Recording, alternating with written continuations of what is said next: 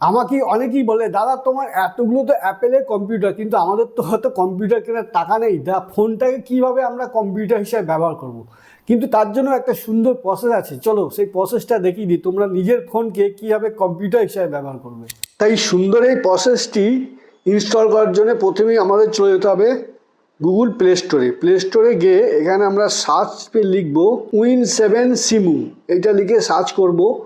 যেহেতু আমি আগের থেকে এখানে ইনস্টল করে রেখেছি, তোমরা কিন্তু Win7 এটা ইনস্টল করে নেবে, দিয়ে এখানে পে অপশানে ক্লিক করবে। যেই পে অপশানে ক্লিক করবে সাথে সাথে দেখো আমাদের কিন্তু Windows 7 এই কম্পিউটারে কিন্তু আমার ফোনের মধ্যে দেখো ইনস্টলেশন হয়ে গেছে, আর কত সুন্দরভাবে দেখো রান করবে।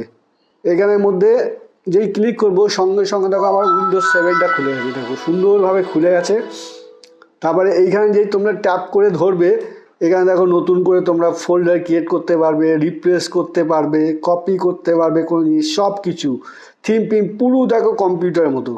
তারপরে এইখানটা দেখো পুরো যেমন আমাদের SSDগুলো দেখায়, হার্ড ডিস্কগুলো দেখায়, সমস্ত দেখাচ্ছে। আর এইখানে দেখো শাটডাউন অপশন দেখাচ্ছে, তো এইখানে আমরা শাটডাউন করে নিতে পারবো, শাটডাউন।